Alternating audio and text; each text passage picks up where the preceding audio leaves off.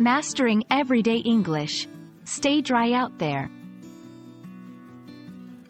Hello, everyone. Welcome back to our channel, where we dive into the fascinating world of English language learning. Today, we're going to unravel the meaning behind a commonly used phrase, stay dry out there. It might seem straightforward, but there's more to it than meets the eye.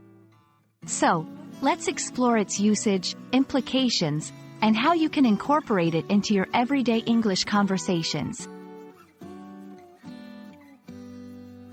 Stay dry out there is a phrase often used during rainy or inclement weather conditions.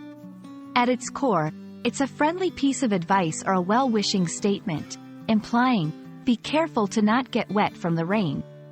However, it's not just about the literal meaning of staying dry. It's also a way of showing concern for someone's comfort and well-being.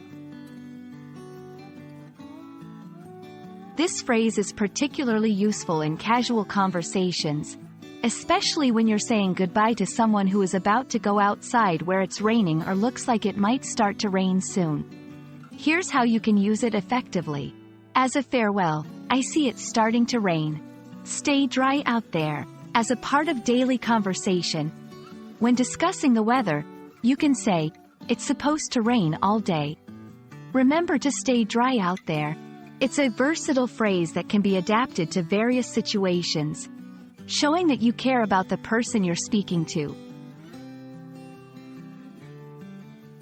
In English-speaking cultures, talking about the weather is a common small talk topic, and phrases like, stay dry out there, are part of this conversational tradition.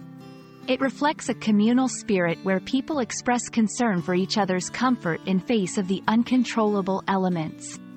Using such phrases can make your English sound more natural and fluent, and help you connect with others on a personal level.